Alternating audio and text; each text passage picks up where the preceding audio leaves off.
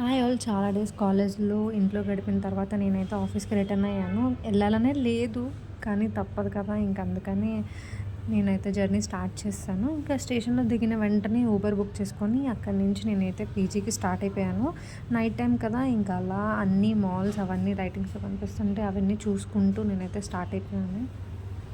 ఇంకా పీజీకి రీచ్ అయిన వెంటనే నాకు ఒక పార్సెల్ వచ్చుంటే ఆ పార్సెల్ అయితే నేను రిసీవ్ చేసుకున్నాను. ఇంకా బెడ్ మీద అంతా బట్టలు ఉంటే అవన్నీ తీసి వాషింగ్‌కి ఏసేసి టైం పడుతుంది కదా! సో, ఆ టైంలో నేనైతే డిన్నర్ చేద్దామని చెప్పి చూస్తే ఇంకా నేను నైట్ టైం మ్యాక్సిమం చపాతీయే తింటాను. సో, చపాతీ తిన్నాను. మా పీజీలో టీవీ అయితే బాగు చేశారు.